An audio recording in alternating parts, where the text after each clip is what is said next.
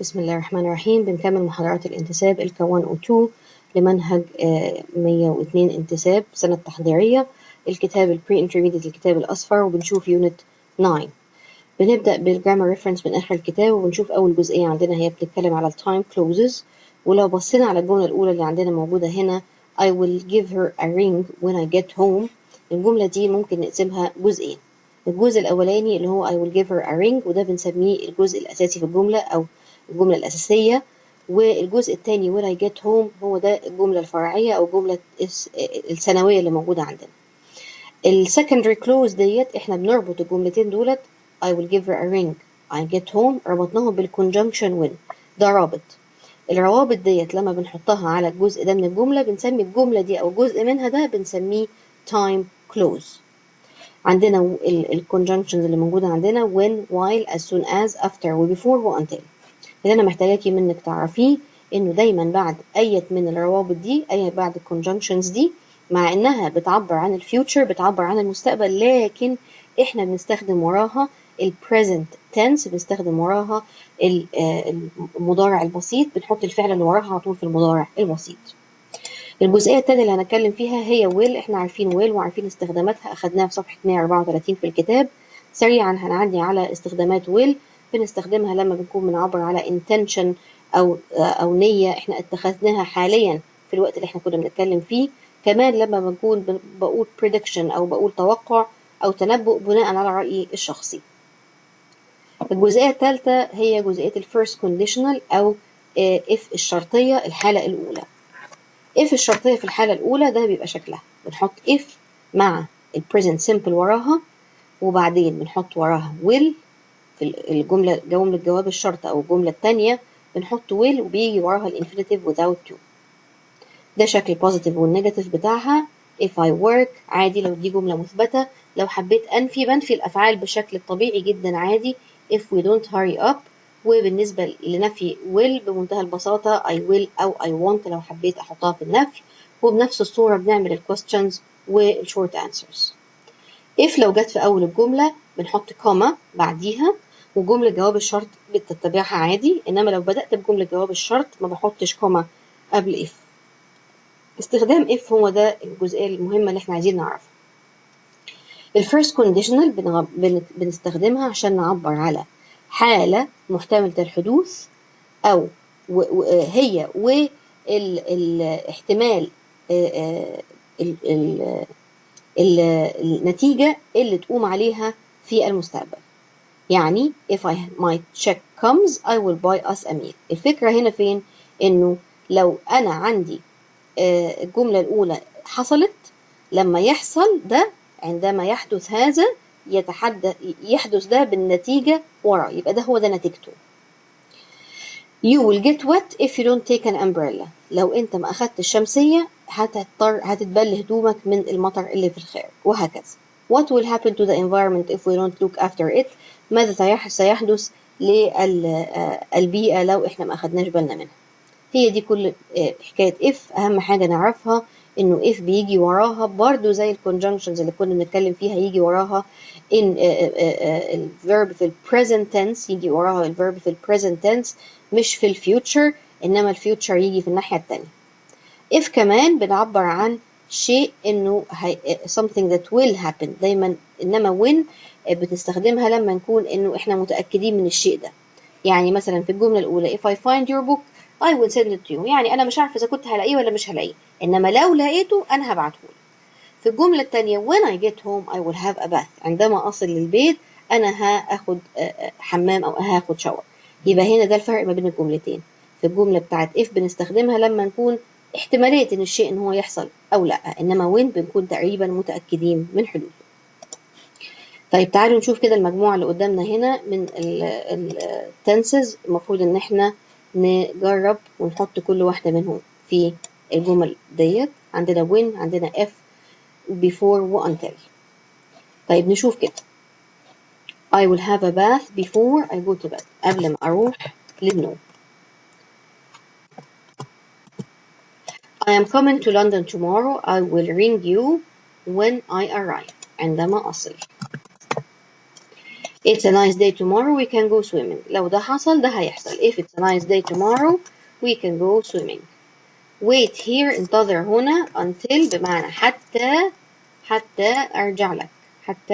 until I get back. You have any problems just ask for help. لما يكون عندك مشكلات بس اطلب المساعدة. If you have any problems الجملة دي كمان ينفع معاها when على حسب احنا نقصد ايه بالجملة دي. I want to get home it gets dark. أنا عايز أروح البيت قبل ما يكون الجو ضلمة before it gets dark. قبل ما الدنيا تضلم. I am going to have driving lessons. I pass my test. لازم أخد الدروس قبل ما أنجح في الامتحان فهتكون برضو before. Give me your address when you go home أو before you go home. When you go home أو before you go home الاثنين صحيح. كده خلصنا التمرين ده. نقدر نروح نشوف جزئية الفوكابولري ونشوف عندنا hot verbs. الهوت verbs اللي عندنا هما take, get و do و make. hot verbs مش معنى ان هما سخنين لكن بمعنى انه بيجي معاهم كلمات كتير ودايما بيستخدموا. They are very frequent to use in English. بنستخدمهم كتير. الكلمات اللي ممكن تيجي مع take عندنا هنا الأول some shopping, back home, 2 tablets a day, a cold, angry, sure, friends, up your mind, a photo, somebody out for a meal, me a favor, a reservation, on well with someone, a complaint وcare. مطلوب مننا هنا ان احنا نشوف من المجموعة دي نحط مين مع take, مين مع get, يجي مين مع do ويجي مين مع make. واحنا بنحطهم هنقول معانيهم لما يتحطوا مع كل كلمة. some shopping يبقى هنا do some shopping. يبقى some shopping تيجي مع do some shopping اللي هو يقوم ببعض التسوق. طيب نشوف اللي بعدها back home get back home يصل للبيت. get back home. 2 tablets a day أقول لك خد حبتين في اليوم ودايما بتبقى عن الأدوية 2 tablets a day. بعدين عندنا a cold يكون عنده جاله برد get a cold. angry إن هو يصبح get angry بمعنى يصبح غاضبا get angry. sure بمعنى يتأكد make sure يتأكد من make sure يتأكد من. make friends يعني يعمل أصدقاء. make up your mind بمعنى اتخذ قرارك make up your mind لازم تتخذ قرارك. a photo تيجي مع take a photo. somebody out for a meal take somebody out for a meal.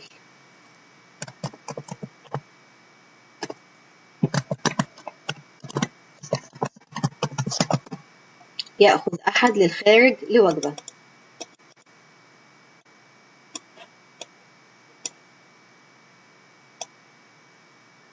اوكي عشان بس نبعدها. وبعدين عندنا me a favor do me a favor أو اصنع معي معروفا do me a favor.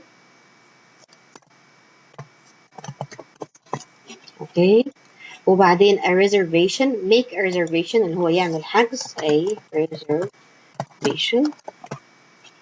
وبعدين on well with someone get on well with someone اللي هو يكون على وفاق مع أحد ما on well with someone. وبعدين a complaint make a complaint اللي هو يعمل شكوى. وبعدين take care بمعنى يأخذ أو يعتني بشخص ما أو بشيء ما take care. طيب تعالوا نحط عملناهم هنا في الجمل اللي موجودة عندنا هنا في المسافات الفاضية. while I was in Paris bought myself a new sweater. هنا هنقول إن هو عمل شوية shopping هنحطها في الباست. I did some shopping while I was in Paris I bought myself a new sweater. Number 2 I don't know if I want coffee or tea. فالتاني بيرد عليه بيقول له لا لازم تتخذ قرارك. هنا هيقول له make up your mind. اتخذ قرارك you can't have both. ما ينفعش تاخد الاتنين. نمبر 3 بيقول باي باي see you soon، فهنا بيقول له take care of yourself، دايما بنقولها في الوداع take care of yourself. هنا المفروض ما كنتش اكتبها take، هنا المفروض اكتب care. طيب نمبر 4 chew، واحد بيعطس فبالتالي بيقول له oh dear I think I got the flu، I have got the flu. اوكي I've got cold، سوري احنا هنا بنتكلم I've got cold اللي هي عنده برد. آخر واحدة are the doors locked، هل الأبواب مغلقة؟ I think so but I will just make sure، ولكني هتأكد make sure. طيب كده خلصنا الجزئية الفوكابلري، نروح نشوف الريدنج عندنا، ونشوف الريدنج بتتكلم على sunset in the west، sunset in the west، هنا الغروب الشمس في الغرب. بنشوف بنتكلم على ايه. أول paragraph بيحكي بيقول the first industrial economies were European until the 1890s when the US became the world's economic superpower. In the 1960s, the Asian tigers arrived, and suddenly everything we bought was made in Japan, South Korea, but the populations of these new industrial nations are much smaller than America's and could never produce enough to move to the center of the world economy from west to east. بنتكلم هنا وبنقول إنه أول اقتصاد صناعي كان في أوروبا في بداية لحد 1890 أو في القرن ده، لحد ما بقت الولايات المتحدة من أكبر الاقتصادات في العالم. في الستينات بدأت الإيجينج تايجرز، وهنا يقصدوا بيها البلاد الآسيوية، بدأت توصل بالصناعات بتاعتها، وبدأت تبقى كل شيء مكتوب عليه ميد إن جابان أو ميد إن ساوث كوريا. لكن البوبوليشن أو تعداد السكان البلاد دي ما كانش يقدر يخليها فعلا بلاد صناعية أو ذات اقتصاد صناعي قوي وضخم زي اللي في أمريكا، لأن هما ما كانوش يقدروا ينتجوا نفس الكميات اللي تقدر تنتجها، فبالتالي كان صعب إنه ساعتها يبتدي يتحول الاقتصاد العالمي من الغرب للشرق. ندخل في الباراجراف اللي بعده ونشوف made in China. Now the East's time has come. China, with its population of 1.3 billion, has already become the world's factory. If its economy continues to grow at 10%, it will become the biggest economy in the world by 2018. It will also take America's place in the world's largest oil market, thirsty for petrol to run the 100 million private cars in its roads. بنتكلم بعد كده على صنع في الصين. دلوقتي وقت الشرق، الصين بتعدادها اللي هو يصل ل 1.3 بليون نسمة بدأت فعلا تصبح لمصنع العالم.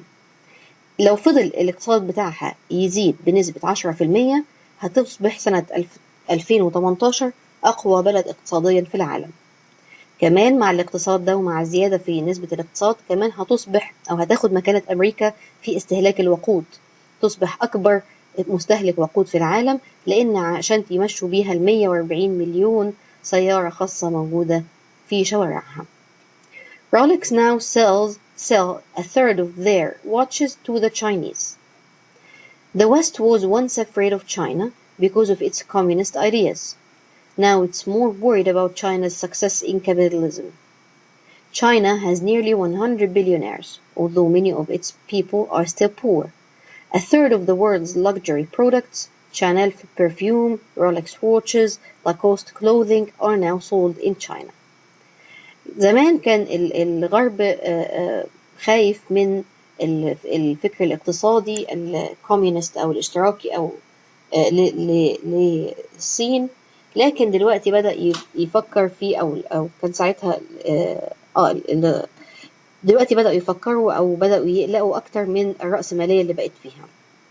الصين بقى فيها أكتر من 100 بليونير، يعني عندهم فلوس كتير، ومع إن فيها ناس كتيرة جدا فقراء، لكن تلت منتجات العالم الفخمة من شانيل ومن رولاكس ومن لاكوست بتتباع في الصين.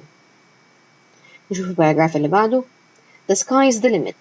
The pollution in the skies over cities like Beijing is one of the costs that incredible success. 5 out of 10 of the world's most polluted cities are in China, and its economy will have to become greener as quickly as it has become more capitalist. Another problem for China's future economy is its population growth because of the one child per year family policy started in the 1980s. The working population of China will start to get smaller in 2015. بنشوف هنا بنقول إنه الحدود هي السماء. التلوث اللي موجود في مدن كبيرة زي بكين يعتبر من الأثمان الرهيبة اللي دفعوها للنجاح الرهيب اللي هم كانوا فيه. 5 من 10 مدن حوالين العالم اللي فيهم بولوشن عالي أو فيهم تلوث كبير موجودين في الصين. وطبعا بما ان الاقتصاد بتاعهم لازم يتحول الى صديق للبيئة بسرعة كبيرة زي ما بدأ يبقى اقتصاد رأسمالي كبير في فترة قليلة. كمان في مشكلة تانية بتواجه اقتصاد الصين في المستقبل، وهو النمو البني آدمين، النمو النسمات اللي عندهم أو نمو تعداد السكان اللي عندهم، لأن كانت طلعت عندهم قانون بطفل واحد للعيلة في 900 في الثمانينات يعني. كمان كده ده هيؤثر على عدد تعداد السكان اللي بيشتغلوا اللي هيبتدي يقل في سنة 2015. What about India؟ وماذا عن الهند؟ Everyone is talking about China as the future world superpower, but India isn't far behind. India already has over 1 billion people, and here there will be no problems finding enough workers for its fast-growing economy. If the population continues to grow as quickly as now, it will be bigger than China by 2040. كل الناس بتتكلم عن الصين وبتتكلم على نجاحها في إنها تكون قوة عظمى، لكن الهند مش بعيدة عنها. الهند كمان فيها حوالي أكتر من 1 بليون نسمة، 1 بليون بني آدم، فبالتالي مش هتلاقي عندها مشكلة في إنها تلاقي ناس تشتغل علشان الاقتصاد بتاعهم ينمو. لو فضل التعداد السكاني بتاعهم بيزيد بنفس النسبة لحد زي النسبة اللي ماشي بيها دلوقتي، كمان هتكبر الهند عن الصين سنة 2040، هتبقى أكبر منها. Bangalore is one of the most exciting places in the world.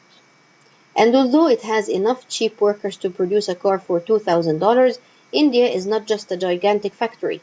It has an enormous number of highly educated scientists, engineers, and IT specialists. Many of the West's successful technology companies use Indian teams to design software for their mobile phones and computers. The vice president of Cisco Systems said recently, "I find Bangalore one of the most exciting places in the world. It's what Silicon Valley in California was in 1999." بنتكلم وبنقول مع إن فيها عمال ممكن ينتجوا لك سيارة بأقل من $2000، لكن الهند مش بس مصنع كبير، الهند فيها كمان عدد مهول من العلماء والمهندسين ومتخصصين شبكات المعلومات أو information technology، تكنولوجيا المعلومات، اللي متعلمين تعليم عالي جدا. كتير من الشركات الغرب المشهورة بالتكنولوجيا بتستخدم فرق من أشخاص من الهند علشان يطوروا البرامج بتاعتهم في الموبايل فونز وفي الكمبيوترز كمان. نائب رئيس شركة سيسكو، دي شركة معروفة في شبكات الإنترنت، بيتكلم كمان بيقول إنه شايف بنجلور واحدة من أحسن الأماكن اللي موجودة في العالم، هي شبه سيليكون فالي اللي كان موجود في كاليفورنيا سنة 1999. سيليكون فالي ده لمعلوماتكم هو مكان اللي بيبقى فيه الشركات اللي طالعة منها الكمبيوتر في كل العالم، زي شركة جوجل موجودة هناك، زي شركة فيسبوك موجودة هناك، زي شركة يوتيوب. سيليكون فالي يعتبر المكان اللي بيجمع كل قمم التكنولوجيا فيه. From west to east. Between them, China and India have a third of the world's population. Every year, they produce 1 million graduates in science and engineering. The US produces 70,000 entering industry and doing research in university departments.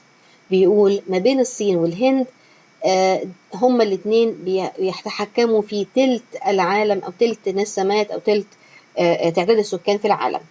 كل سنة بيطلعوا تقريبا 1 مليون خريج في مجالات العلوم والهندسة، مع إن الولايات المتحدة بتطلع 70,000 بس.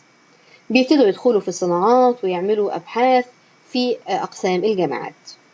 Whether China or India becomes the leading economic power, the result for the West will be the same. America's time as the world's most powerful nation will soon be over, and all Western countries will have to live in a changing world where the sun rises in the east once more. سواء كانت الصين أو سواء كانت الهند علشان يقودوا اقتصاد العالمي، لكن النتيجة هتكون واحدة بالنسبة لأمريكا، لأنه ساعتها هتفقد الباور بتاعتها أو القوة الاقتصادية بتاعتها قدامهم، وساعتها هيتغير العالم وتطلع الشمس مرة تانية من الشرق، وبنقصد بالشمس هنا هي القوة الاقتصادية اللي بتنور العالم.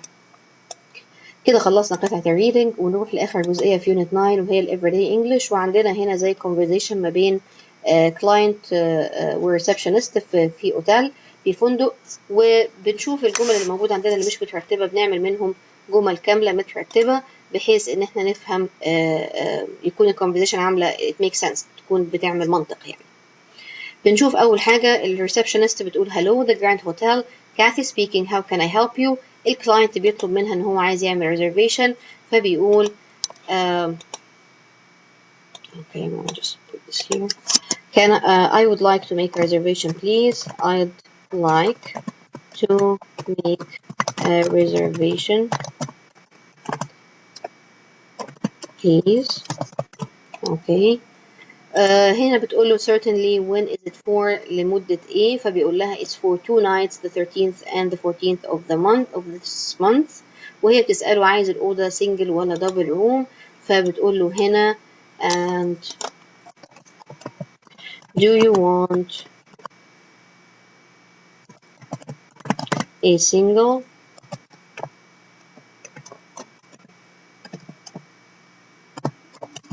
or a double room. تسأله إذا كان عايز غرفة مزدوجة أو مفردة. A single please. Yes, that's fine. I have a room for you and your name is Robert Palmer. هنا بيسألها على السعر، فبيقول لها can you tell me how much is it. Can you tell me how much is it. Can you tell me how much is it. فبتقول له yes, that's 95 pounds a night. Can I have a credit card number please. Yes sure, it's a Visa and that's the number. Thank you. فبيقول لها فبتطلب منه phone number، فهنا بتقول له and could I have a phone number and could I have a phone number and could I have a phone number. and he gives her the number, that's fine. وهنا بتطلب بتقفل معاه المكالمة بطريقة لطيفة، فبتقول له we are looking forward to seeing you on the 13th. وكده بنكون خلصنا آخر جزئية في اليونت 9، والمحاضرة اللي جاية إن شاء الله هتكون على اليونت 10. والسلام عليكم ورحمة الله وبركاته.